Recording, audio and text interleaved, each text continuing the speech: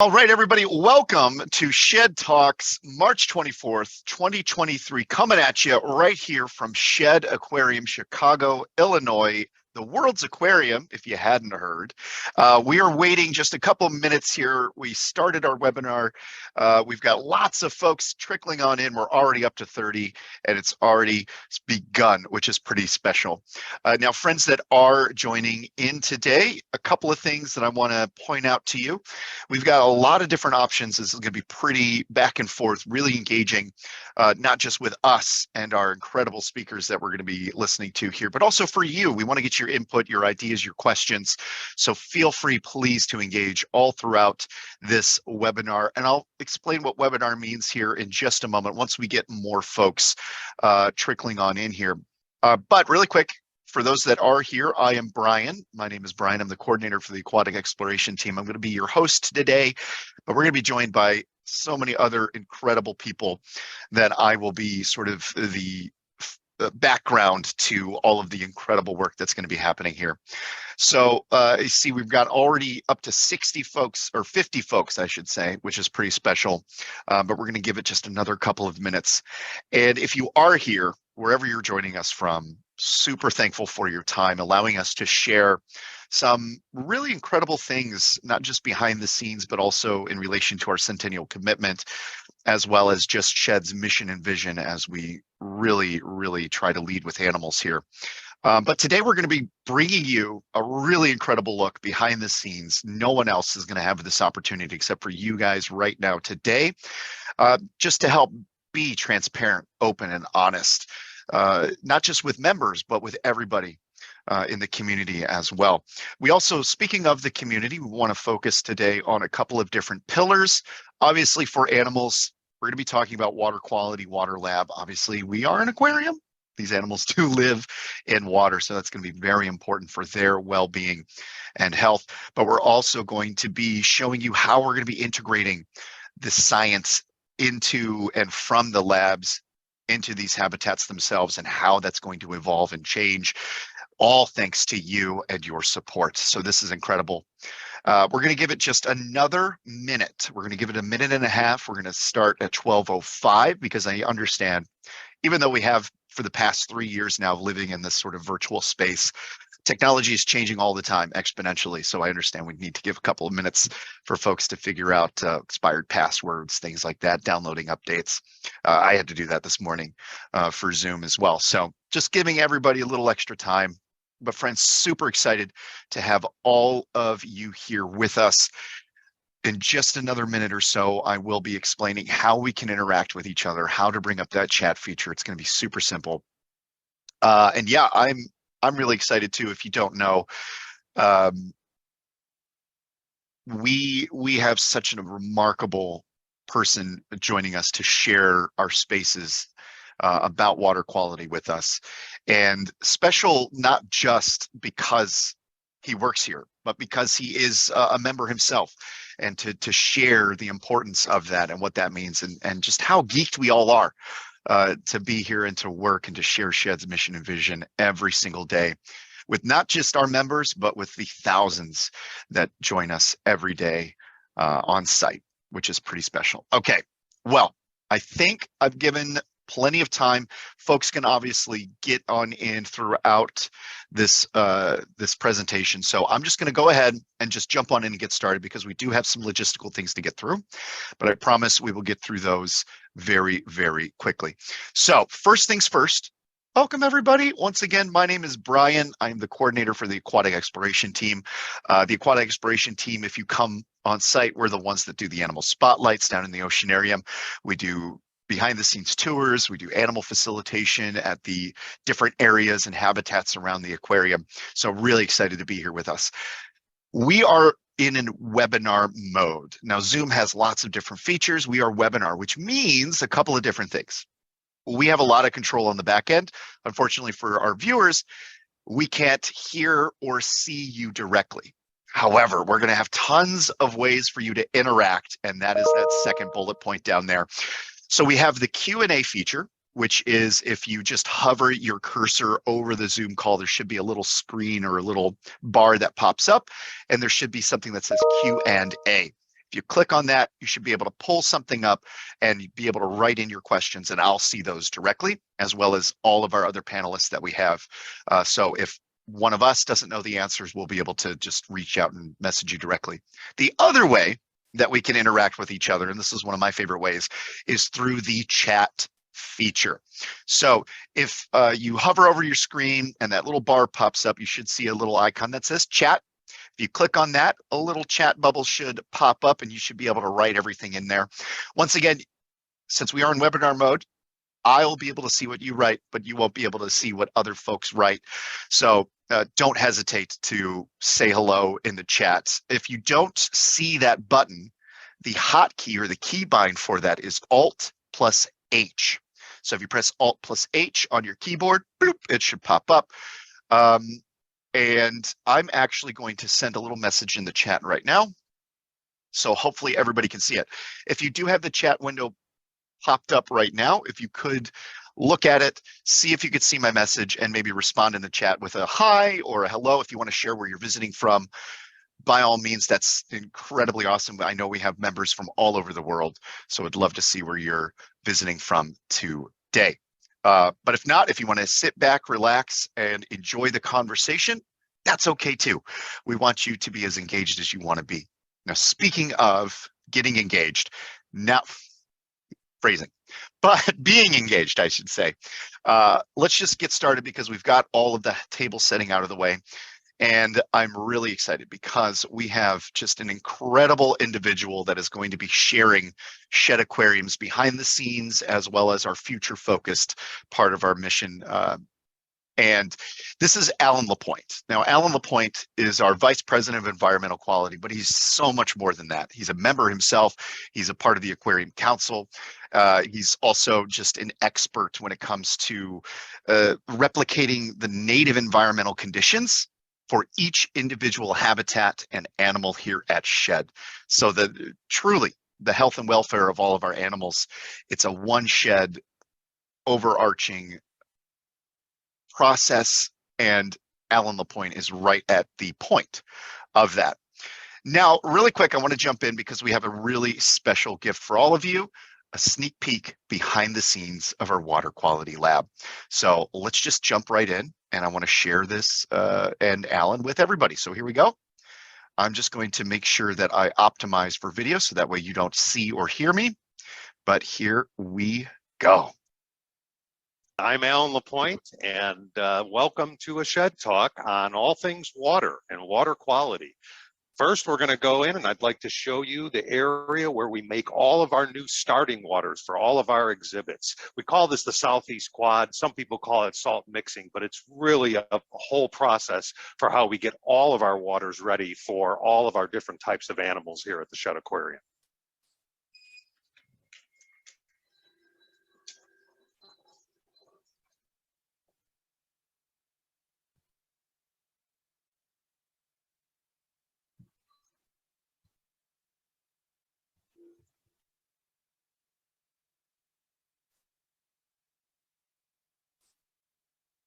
Now, back in 1930, when we opened up, we had both fresh and seawater exhibits, but we didn't know how to make seawater. There was no true understanding. We didn't have the technology to know all of the components that went into seawater.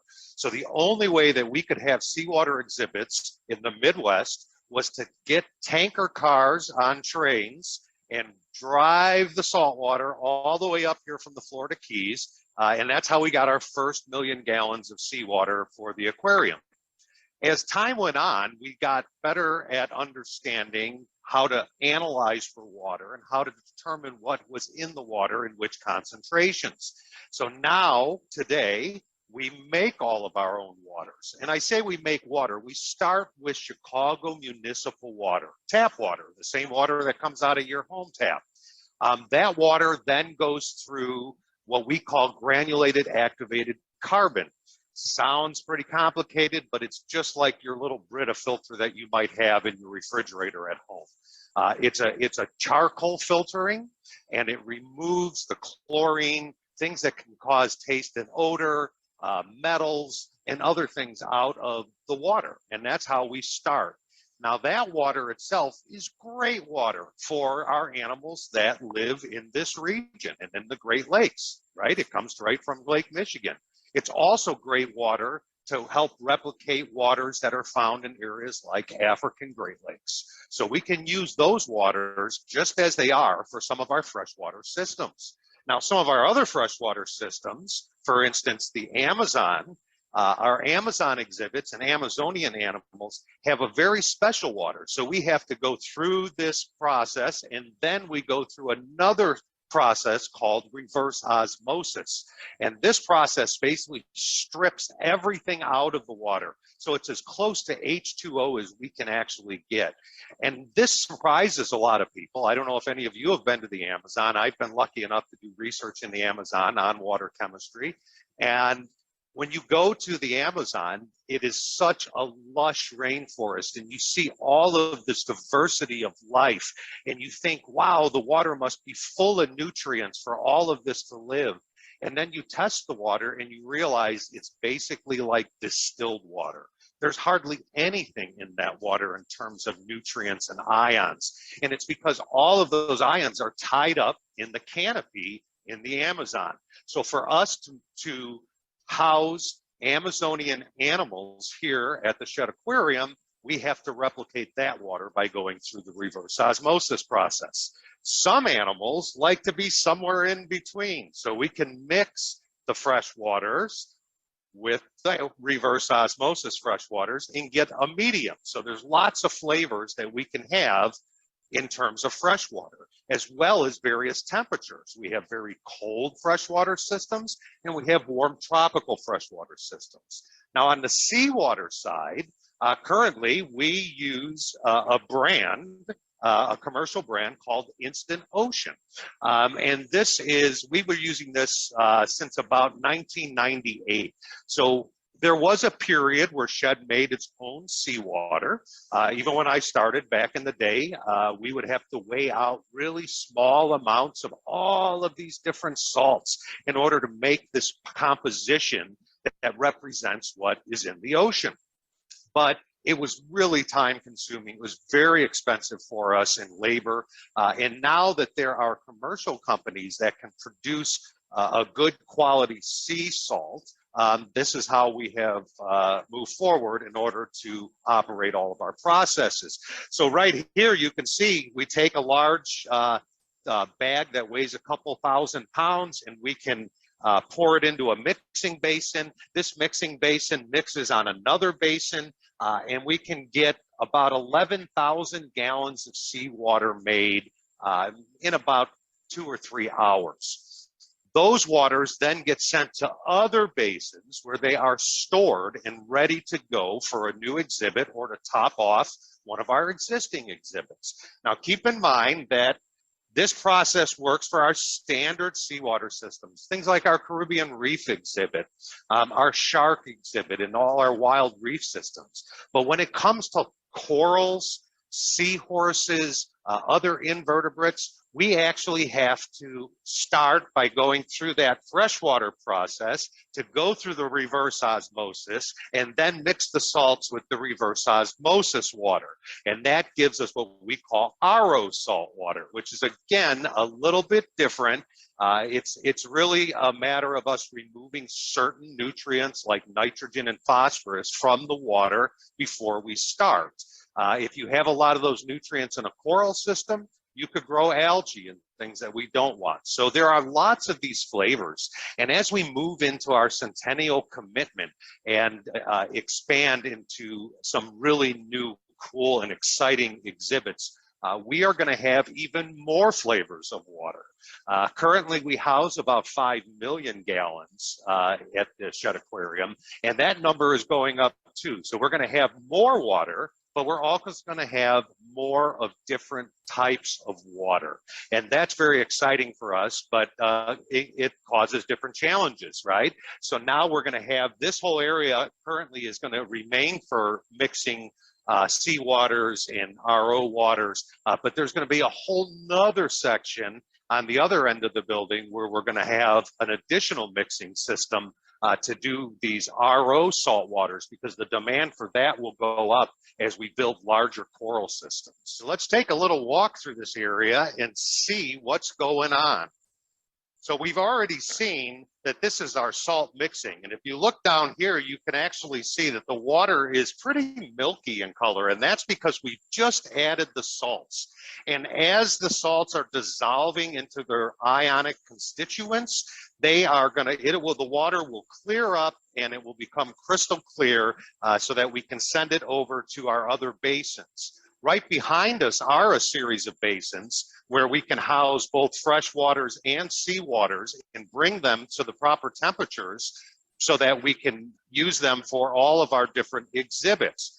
Now, one thing I want to make sure that you understand is that this whole area is for starting waters, right? This is how we start our new waters. But once the waters are put into an exhibit, there is a whole life support process. There are ways in which we are filtering the water on a regular basis so that we can maintain that water as long as possible. And if you look around here, this is our big carbon filter that we talked about. Again, just like a granulated activated carbon. It's made out of a coconut shell. The water flows through this and it strips out certain things in the water. Over here behind these salt bags, we have our reverse osmosis.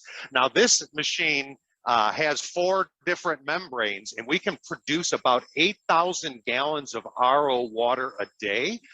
As we move into our centennial commitment, we are going to have a greater demand for our RO water. So we're actually buying, not only replacing this unit, but purchasing 2 units and having a larger basin in order to allow us to have the capacity that we'll need to fill up all of our new exhibits. Now, again, once the water's in the exhibits, and you can look over here, these are actually filters of our Caribbean Reef exhibit and pumps. So these are not part of new waters. These filters are filtering the water that's in the Caribbean Reef right now.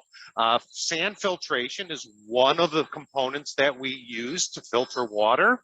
And these are actually have a mix of media in them.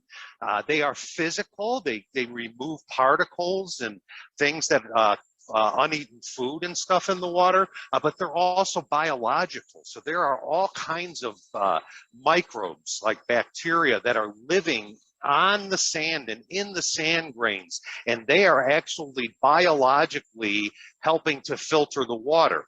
To give you an example, fish are excreting ammonia. Our whales and dolphins also excrete uric acid or urea, which breaks down into ammonia. And there are good beneficial bacteria that use the ammonia as their food, and they eat the ammonia and convert it to nitrite. And then there are other beneficial bacteria that eat the nitrite and use that as a food source and convert it to nitrate.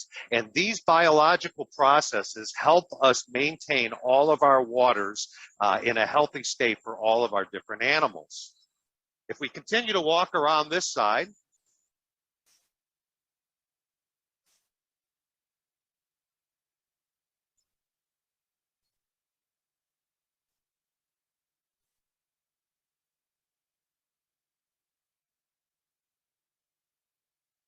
again, we've got everything here from water softeners to try to remove calcium and magnesium before it even goes into reverse osmosis. All you see back here are different basins. Some of them are housing new waters, but some of them are housing waters through those life support processes that are keeping the waters optimum for our animals. And these basins are what we often call clean and dirty. And it's a way for us to reclaim all of our waters. So instead of cleaning a filter, for instance, we have to backwash a filter or clean a filter, instead of throwing that water down the drain, we actually reclaim that water and reclean it and put it back into the exhibit so that we can always reuse as much of the water as possible. We are also at the point now where we've been able to reuse water from system to system. So if water gets to a point where, there might be a parameter that's a little bit high for our sharks, but it might be just perfectly great water for our beluga whales. We can move that water and reuse it in different systems to help save water in the long run. Wow, that is absolutely fascinating. There are so many things to consider when it comes to taking care of these animals, which is just absolutely fantastic. But before, we're going to let Alan have time to travel around to our laboratory. So before we do that, I've got a quick question for all of you. And I see some folks have already typed in the chat. Sorry, I was letting Alan speak, but yeah, we've got Elizabeth here, we've got Doug here, we've got Mike coming in, we've got so many folks visiting from all over the place. We've got folks from Canada, folks right here in Chicago. But friends, up on the screen is our trivia question. If you want to open up the chat, I'm just going to scroll through our choices here. So the question is, how many gallons of water does Shed have as a whole? So Alan mentioned a couple of how many gallons here or there, but let's see how well your math is. So everybody take a moment, look at those answers, and I see lots of folks already jumping in. We've got some C's, we've got some D's, we've got some mostly C's and D's right now. So everybody's sort of trending to the higher direction, which is pretty amazing. I'm just going to give this another couple of seconds here because it looks like we've got a lot of folks coming in and responding. But I'll give you a hint, and this might give it away, but we are actually the third largest aquarium in America right now. So maybe that'll give it away, maybe it won't, but it looks like we have lots and lots and lots of love for 5 million. That seems to be what the majority of folks are saying. So let's see if you're right. And you're absolutely right. We have around 5 million gallons of incredible water. Now that's including both fresh and salt water. So what I want to do right now is I just want to take us to Alan one more time because he is actually in our lab right now. So let me go ahead and replace my face with Alan's face. And friends, here we go. We've got Alan Lapointe right here with us. Say hello to your fans, Alan. We were all enraptured by what we saw earlier. Great. Welcome back. I'm glad everybody got to see the processes for our new waters. Now we are in our environmental quality laboratory. Now, we use the term environmental quality, even though most people around here call it the water lab or water quality. We are an aquarium, so about 95% of what we're doing is analyzing water. We're looking at all of our different systems. We're looking at all of these different parameters in those systems. There's certain things are building up in our systems. We're adding food and things that create nutrients in the water, so we want to remove those. Certain things we want to convert through biological processes. We talked a little bit about that nitrification, and we all of these different systems require very different types of parameters depending on what types of animals that we have there. So we're going to walk through the lab and we're going to show you some of the testing and how we analyze and how we know that the waters are good for those different types of animals. We're starting out in not a chemistry area, we're starting out in microbiology, which is pretty small for us. But microbiology, if you're not familiar with it, is a way to look at all of those little things that you can't see in water that are still alive. So what bacteria might be growing in an exhibit. Now, in some cases, we are regulated to do analysis, microbiological analysis on our marine mammal systems. We're looking at what are called fecal coliforms. And fecal coliforms, if you're from Chicago, you might know that sometimes they close beaches in the summer.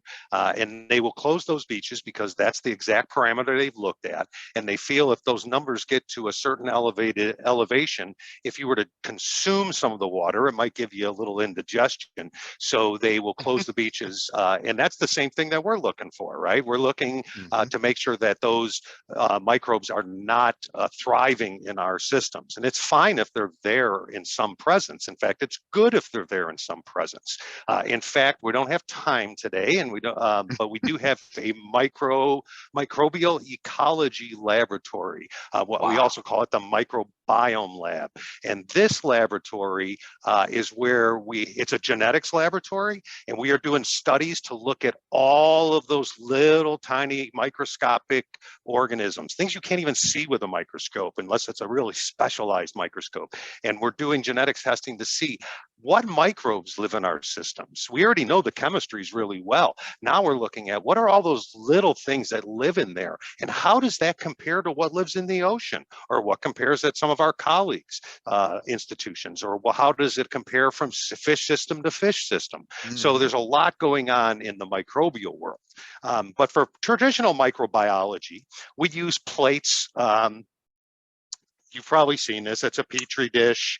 It has what we call an agar. This one is a blood agar. That's why it's red. So it has some blood in it, and it has some other nutrients in it.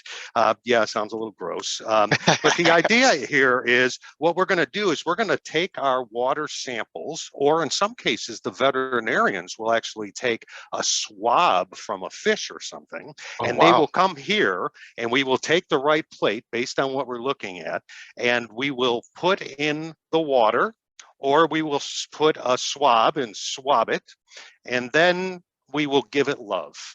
And that's what we're doing. We're giving it love. We're giving it all the nutrients and food that it needs. We put it in an incubator, which is kind of like a refrigerator, but it's maintaining a warm temperature. So we want to maintain a very specific temperature for these organisms. So if those little organisms are in the water or are on that fish, they will grow. And then we can count those colonies and see how much is growing. We can also take those colonies and do further analysis to see exactly what they are. We can take it a step further. Let's say it's a disease organism and it's on a fish. We could actually figure out what antibiotics this organism is sensitive to, or which antibiotics would work. It's really very similar than if you had a sore throat and you went to the doctor and they swab your throat and they come back and they say, you've got strep. We need to put you on the Z-Pack.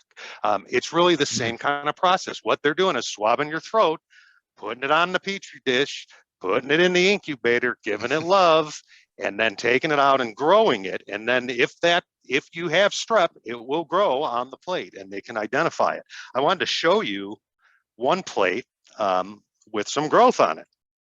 Normally I don't take open plates like this, but you can kind of see that it was swabbed across here and then this way and this way. And all of those little dots on there are colonies of bacteria.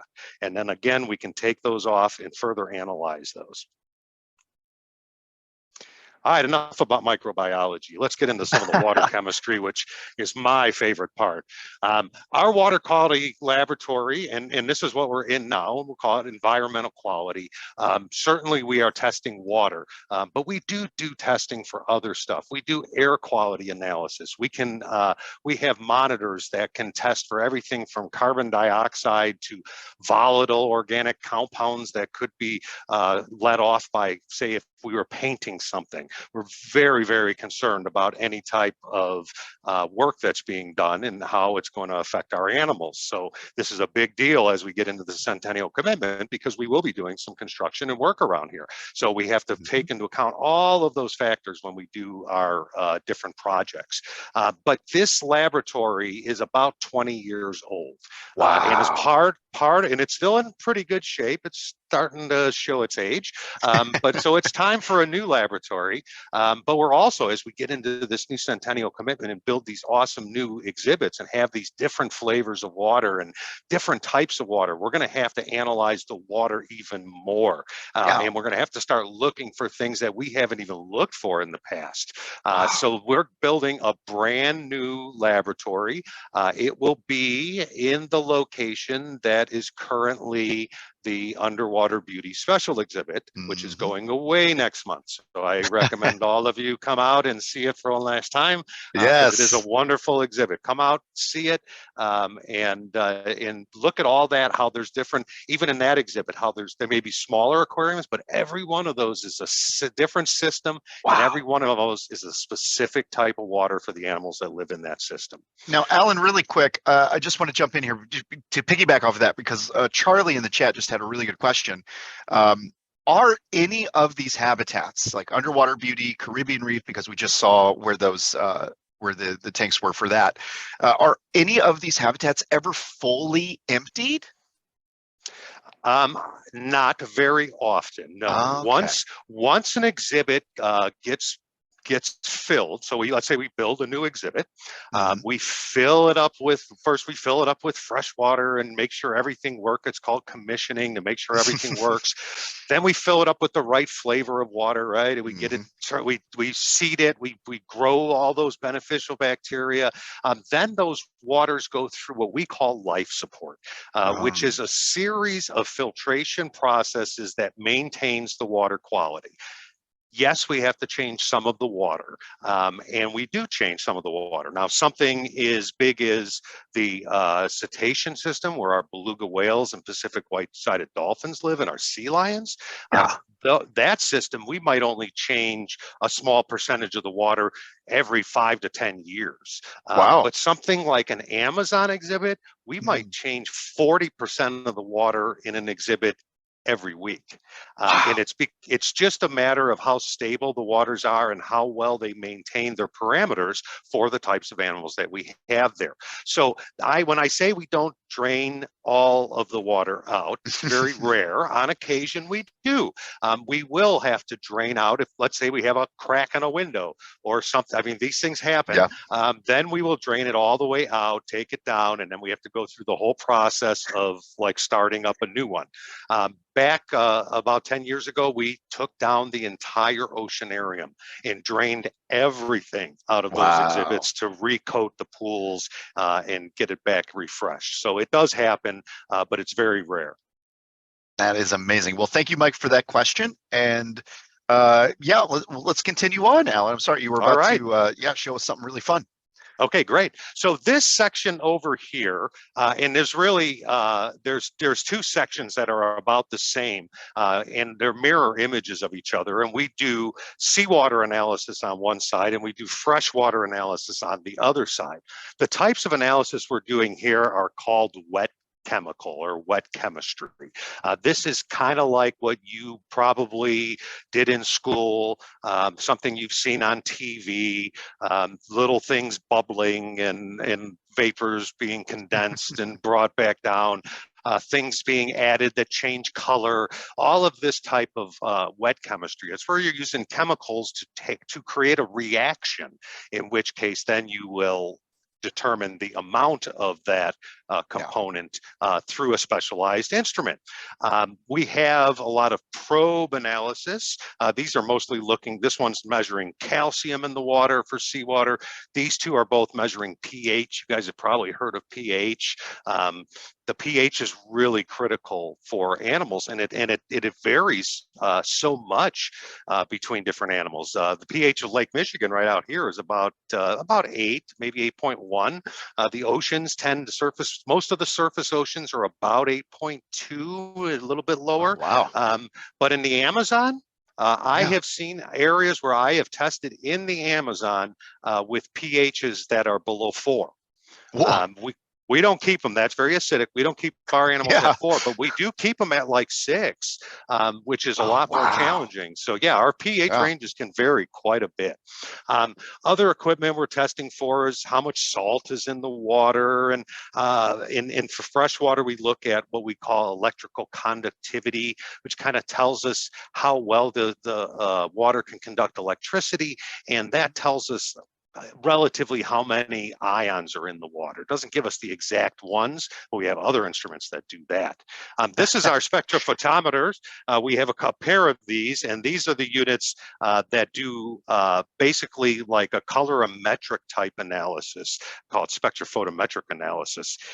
What this machine does is you will do a color reaction. You will take the water and react it with a reagent that changes color. Now, you and I will be able to look and say, yep, that one's darker than that one. But this instrument is calibrated, so we can do a calibration curve, put it in here. We set it at a specific wavelength, and it sends a beam of light through the sample. Some of that light transmits through the sample.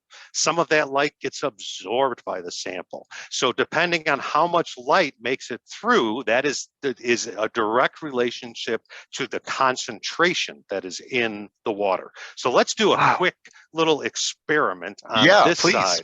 Yeah, this will be fun. So this is going to be really simple. We're going to test for chlorine. You guys probably all know that there is chlorine in your tap water, and chlorine is in tap water because we have to keep the water safe for us to drink. If we did not chlorinate tap water, along the process from the Chicago plant to your house, you might get microbes that grow in there that could give you a little indigestion. So we put chlorine is in the water. Now the problem is that chlorine is really toxic to fish. So we have to make sure that we remove the chlorine. That's that first step we talked about, that granulated activated carbon filter, those Brita filters at your house. Yeah, that's pulling out chlorine. So let's take a couple samples. Now this water right here is Chicago municipal tap water. This is the same stuff that comes out of your kitchen sink. If you have Chicago water, which some of you probably don't, but those of you that do, this is where the water comes. And we are going to take just a quick sample. I should mark, but we don't even have to mark them because we'll know which one's which. Well, yeah. Well, we should be able to see it pretty. Yeah, if everything goes right, we'll be fine. All right, so this is our tap water. We'll put that one right there. Now this water is reverse osmosis water. This is the same kind of water we talked about downstairs that we have to use to make the specialty waters for the Amazon and for the special RO salt waters for our coral systems and that. It's really purified water, like distilled water. Some people, there's other types like deionized water. So we're going to take some of this purified water. And I love this. This is the very scientific process right here. Yeah, I just actually I overshot it a bit, so now I need a hair more because we want to make sure that we have the right amount. I love it. It's like when I'm cooking at home or I'm baking, and I have to get that precise. It really isn't. I love it. It's not that different than, and I tell people, and we have a very robust program here with volunteers. So we have, there are 5 water quality staff members, but we've got about 40 to 50 volunteers who come in and help us test water. And they of course have a science background. They have to have some science background and stuff. But I always tell them, if you can bake a cake, you can do water chemistry. It's not. The theory might be a little bit challenging, but the actual process is not bad. Yeah, the end process isn't as delicious. All right, so what I'm doing is I'm opening up a couple little packets, and these packets are pre-measured with the reagent. So if you have a pool or a hot tub, you might test your chlorine at home or a fish aquarium. So we're going to take this reagent and we're going to add it to our RO water. And there it is. We swirl it, it dissolves. There's still a little bit in the bottom, but not too exciting. But if we add this reagent to the tap water. Oh, you can instantly. This is a very quick, not all reactions are instant. Some take a long time. Some take minutes, some take hours, some take seconds. So this is a very quick reaction, but I want you can see that very easily. You can see that this one is a much different color. Now this instrument, these spectrophotometers that we talked about, would be able to tell us exactly how much chlorine is in this sample. I can tell you from experience and testing the tap water all the time, where we're at, it is very close to 1 milligram per liter of chlorine. But if you are way out somewhere further away from the city in a suburb and you still have Chicago water, your level might be lower. It might be as low as 0.4 milligrams per liter. Wow. Yeah, so if you live, the closer you live to the treatment plant, usually the more you can smell the chlorine in your shower because it's a little bit higher. So I did want to mention while we were here. Oh yeah. some of these samples, what are we testing for? Like what, all these different samples, all these different systems here at Shed. So they're on a rotational basis. There are certain things that we test every day. And there are certain systems that we might test once a week. You can see everything's color coded for the area that it is in the building. Oh, wow. So that it makes it easy for us to collect our samples and bring them. You can see some of them say daily. That means every day it's being tested. Oh, So wow. this one's being tested twice a week, over here once a week. So it varies, and it really depends on how stable the system is, how big the system is, what kind of animals are we housing. All of these different factors go into us determining the frequency. Now, with the frequency, we also have to determine what we're going to analyze, and we can analyze hundreds of things in water here. So some things might be tested every day, but we might do a full profile of a whole battery of tests at one day, and then the other days we might run a few different things. So it can vary quite a bit in the frequency of which we analyze. But I want you to think about all of that as a snapshot. And what I mean by that is we do what's called a grab sample. And I know this is very technical, but a grab sample, and this is the true scientific term, a grab sample is when I go out and I grab a sample. So think of it as a snapshot, right? It's what is in this sample right here that I just collected from an exhibit. That's what we want to analyze. But I'm only getting a snapshot of what happened at that exact second when I collected the sample. Usually things don't change very much over the course of time, but certain things can. And that's why we also use a lot of data loggers. Even within our life support systems, those filtration processes, we have probes and electrodes that are measuring all kinds of different things and feeding that information back to us on a regular basis.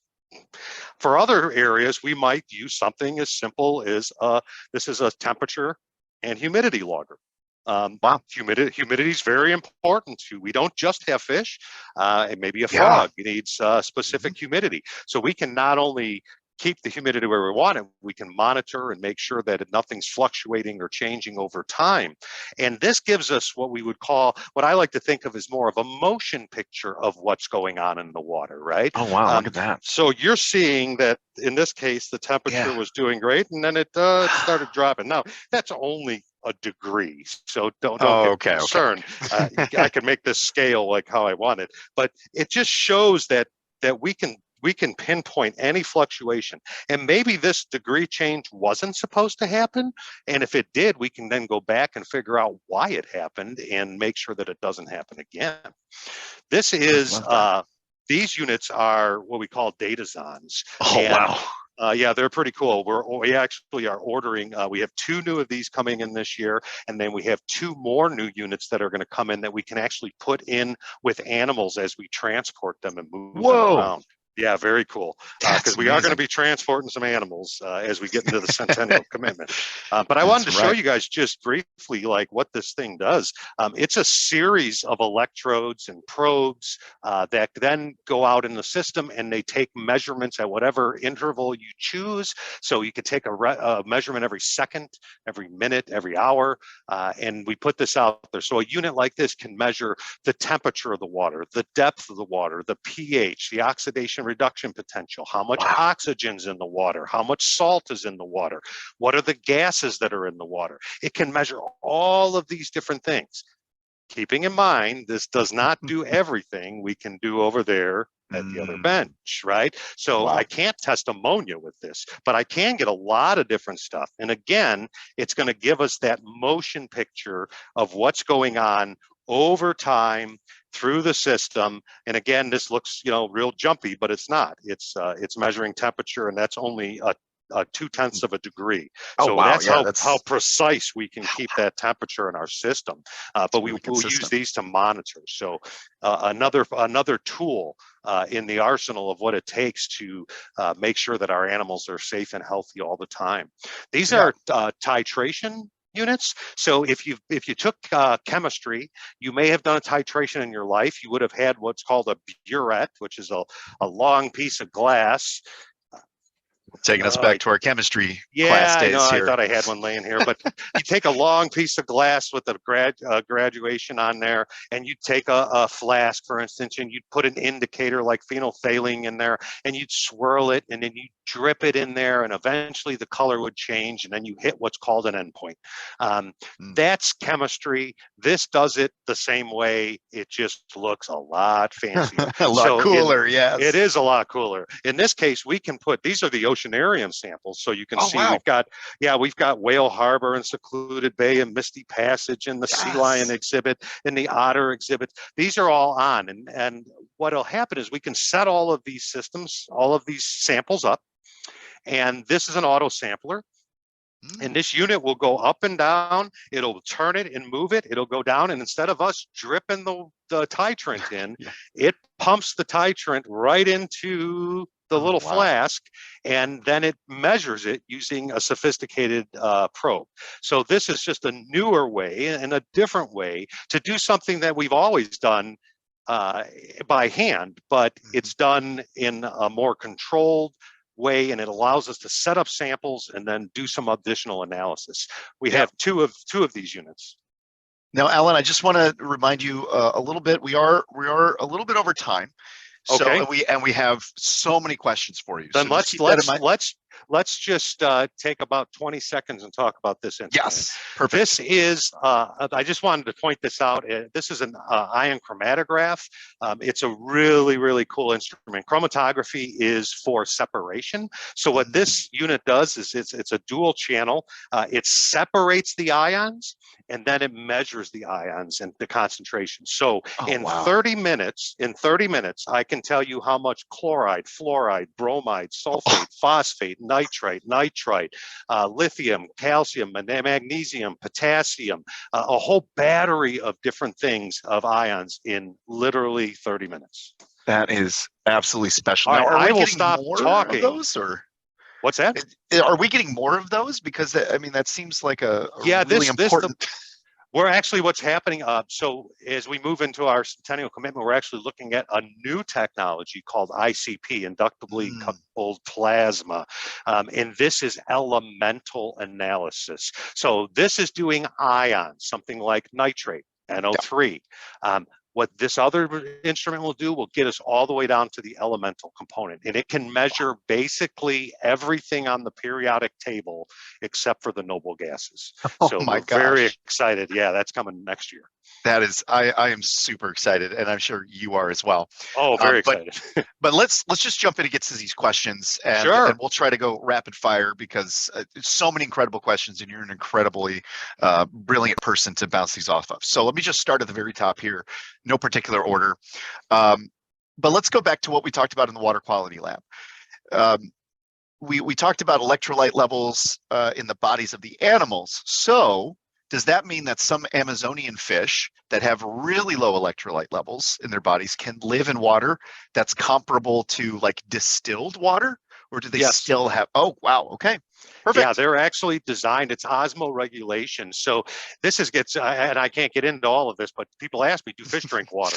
And the answer is some do. But freshwater fish, imagine you're a freshwater fish. Your body is got more ions than the water around you. So naturally through osmosis, these molecules, these little ions want to go into solution. So if you're a freshwater fish, you are constantly trying to hold on to all your salt, and you're trying to get rid of water. So you are peeing copious amounts of dilute urine. But if you're a saltwater fish, if you're a seawater fish, you have the exact opposite problem. It is trying to pull the water out of your body and push the salt into your body. So now you have to, their systems are designed so that their whole goal is to hang on to the water, and they drink tons of the seawater, and then they are letting out of this really concentrated urine, trying to get rid of the salts. So that's where that comes into play. But yes, they live in basically distilled water almost. There are organics in there. Wow. All right, moving on. So Michaela wants to know, does testing change as the seasons change? So does the temperature of the water matter depending on the time of year? Yeah, so I wouldn't say the testing changes as much as I would say that some of our parameters that we're looking at change. Yes, we back in the old days, we would have had a system and we would have kept it at a specific temperature and it pretty much was there all year round. And at some Wow. point about 25 years ago, we decided, you know what, we need to start fluctuating our temperatures. And I'll tell you some of the great stuff that's happened from this. Something as simple as our Great Lakes exhibit, where we fluctuate our temperature. We warm it up in the summer and we cool it down in the Yeah. winter and make it more natural, like it is out here in the Great Lakes. And we have in the spring, and you can come pretty soon. It'll be about a month from now. A bunch of our fish will start building nests in their aquariums, and they will go through the spawning process because they are triggered and they know that it's spring. So yes, we do fluctuate our temperatures. Not too many other things. Sometimes the salinity a little bit, but mostly it's temperature that we would fluctuate. Well, this is great because this is sort of piggybacks to another question that Tat had. Is there just one seawater recipe for all the saltwater exhibits? Because you mentioned in the water quality lab that there are different sort of basins for each one. Is it the same or are they all different? So the composition can be very similar in terms of the salts, but the concentration of the salts might be a little different. So there are two main types of seawater. One is where we mix it with our dechlorinated city water, and the other one is where we mix it with the RO water. So those are the two main differences between the waters. Now, within that, there are some animals that do better at a 32 part per thousand or 32 gram per liter salinity. And there are other animals that we keep at 36 parts per thousand or 36 grams per liter. So if you looked at the composition of each of those, like the proportion of sodium to magnesium would be the same, but the amount of sodium is different because the amount of salt is different. So there are a lot of flavors that we can make to customize within, but we typically use the same salts, if that's the question, to make those different types. Yeah. Okay, so now I want to shift away from sort of animals because the building also has a lot of humans in it that use a lot of water. And so this next question is about our wastewater. Do we collect it and treat it with anything special, or do we just let it go down the drain through the normal channels? Okay, so this is a very complicated question. Oh, no. As you can imagine. So again, first of all, let's remember we're using the water as long as we can. Let's remember that we are now transferring water from different systems to, again, use that water longer. But we have a lot of guests. People ask me, and we should have had a trivia question. What percentage of water at the Shed Aquarium goes to our animals? And that number is 16%. Just 16%. Just 16%. We've metered it. We've done this all. We've done audits and surveys. Most of the water at the Shed Aquarium is for humans because we get 2 million people come through. They eat in food service. They flush the toilets. We have to keep the air conditioning on in the summer. That's where most of our water usage actually goes. But I do want to note that we have in the last 10 years cut our water usage in half, less than half. We used to use 62 million gallons of water. In this last year, we used 27 million gallons of water. So this was a big effort that we took to see how could we looked at every little tiny thing to see what we could do to save water. And we were able to do some major water savings. So I just want to make sure that everybody knows that we are very conscious. So what happens when it does go down a drain? In some cases, there's some weird stuff, right? Like we keep invasive carp. You guys may have heard of these carp that are coming up toward Lake Michigan. In order for us to keep any of the water from that exhibit, we have to go through a whole process to ozonate and make sure we sterilize the water because we certainly don't want anything to get into the system from our aquarium. So in some cases, we are sterilizing the water before we dump it down the sewer. We also have processes to reclaim all of our water. So we can concentrate the gunk down into a filter instead of throwing a lot of water down the filter system, and then that goes down into the sewer system. And it is tested. We are regulated by the Metropolitan Water Reclamation District. We pay for our sewage just like everybody else based on parameters. I love that. All right. So just keeping time in mind, we've got time for last two questions. So the first question is kind of a cheating here because it's going to be a two-parter, but I think they relate to one another. So how does Shed achieve the nitrate reduction in our larger systems? And do we have to strike a balance between maintaining water quality versus environmental impact? Okay, so the first question is specifically on nitrate. So this we talked down in the salt mixing area. We talked about nitrification, which is ammonia being converted to nitrite, being converted to nitrate. There are other processes called denitrification, and we are in the process of experimenting. We don't have one. We just built one this year last year on our Otter system. In denitrification, takes the nitrate, converts it back to nitrite, and then converts it to nitrogen gas, which is what most of the atmosphere is. So it just completes the cycle. So yes, we do have a denitrification processes. We are experimenting with those right now. It's a relatively new to the aquarium field, and we're doing different things using different carbon sources. For the Otter exhibit, we're using a sugar. We're feeding it sugar. We could feed it methanol. There's all different ways that we could do it, but we do have denitrification processes. In some systems that we don't, if the nitrates get too high, then we have to change that water out. And then the second part of the question, could you? And I mean, it relates to what you just said. So what does that balancing look like when you're maintaining that water quality with environmental impact? Yeah, I mean, obviously, we want to use as little water as we can, and we don't want to put a lot of water down the drain. So I think really it's all those different savings, water saving technologies and processes that we've come up with that helps us balance that. We're always going to have some waste. We're always going to flush toilets. It is what, we are a big museum. So it's very true. All right. Now, the final question, which is probably the biggest one out of this whole thing. And so, of course, I've saved it for last. But Alan, is there such a thing as our water being too clean than what is found out in the wild? That's a good question. And I will tell you, with our microbial studies, with our microbial ecology studies and our microbiome lab, and you can look up some of the human studies that are out there, the gut microbiome project, and that there's all these studies that are out there, and they are showing that perhaps we, in some cases, are too clean just as people.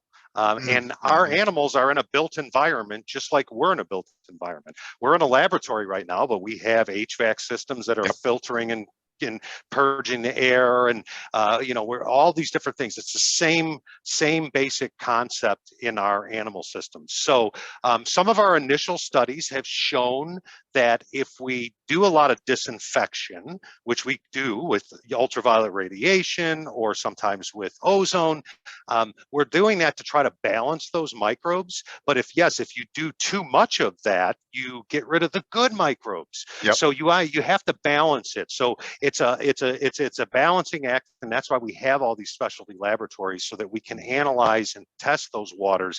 And then if we feel like, the microbial community is shifting in a way that's different, we can back off on some of these processes. That is fantastic. And if I'm really quick before we say goodbye to you, didn't Shed just publish a paper about the microbiomes on belugas when we did that water change system? I think that's there's a few publications out from Shed Aquarium. One where we did a water change microbiome in a aquarium. We did a big study on our cetacean system, which again is the whales and dolphins, Yep. where we went in and we actually tested everything. We checked the air, we swabbed the tanks, we looked at the blowholes, we swabbed the trainers, we tested the water, we tested the food, and we did this for months and months and months, and gathered all this data and ran all this sequences so we could say, wow, here's what's going on in the water, but these microbes are coming from the food, and these microbes are coming from the air, and it was really a great big picture. I don't think that one has been final published yet. Oh, wow. Okay. Well, keep that on the down low for the 70 folks that are here right now. But wow, Alan, thank you so much for sharing your knowledge, sharing your passion. I mean, we could talk for another 30 minutes probably, just because of how passionate you are on this. But thank you all so much. And Alan, I'll let you get back to work because I know you've got lots to do. Thank you so much. Thanks, everyone. I just want to thank everyone for being a member. It's really important. It's your support that allows us to do this great science and to be able to keep these wonderful habitats here. I know Brian said I'm a aquarium council member myself, and it just goes to show, because people like me, not only am I passionate in my work, but I really believe in Shedd's mission and everything that we do. So thank you again for your support. Absolutely. And Alan, I know you can't see it, but so many thank yous, amazing job in the chat. So you are well appreciated. And have a wonderful rest of your day, and we'll wrap everything up on our end. You're the best. Thank you. All right, everybody, let me replace Alan's incredible face with my face, but just very briefly, because before we let everybody go, and I know we're a little bit over time, but so much to talk about, I do want to pass it over to one of our auxiliary board members, Owen, who is going to sort of take us through the next couple of months here, and some of the incredible things that are going to be happening at Shed Aquarium, all thanks to all of you and your support. So without further ado, let me replace my face with the incomparable face of Owen. How's it going? Thank you, Brian. I appreciate it. And just before I start, a huge thank you once again to the Vice President of Environmental Quality, Alan Lapointe, for taking us beneath the surface and behind the scenes of Shedd's intricate water quality system. And thank all of you for spending your lunch hour learning with us. I know I had the burning question of whether fish drink water for many years now, and I'm glad to say that that's finally answered. And together with your guys' support as members, you ensure that exceptional water quality continues to play a key role in the future of animal care and research at Shed Aquarium and beyond. And then our centennial commitment. As I'm sure you heard Alan say, this is something that we're very excited about. And your continued commitment to healthy and thriving aquatic world is critical to advancing our work and mission. As we plan for our next century of curiosity, care, and conservation, we are thrilled to have you join our transformational centennial commitment. This initiative is an exciting surge forward that will leverage nearly a century of success to accelerate our work for people, for community, and for aquatic life. And if you're looking for more ways to stay involved with the Shed Aquarium community, there are plenty of events for you. On May 16th at 5:30 p.m., we're going to be holding the Immersion event. Immersion is an evening of optimistic, solution-oriented conversation that's focusing on freshwater experts, and you'll be able to hear some from our freshwater experts during this event. As well as this, we ask you to mark your calendar for our Great Penguin Party, which is going to be Friday, May 12th. This is a party that I personally am very excited for.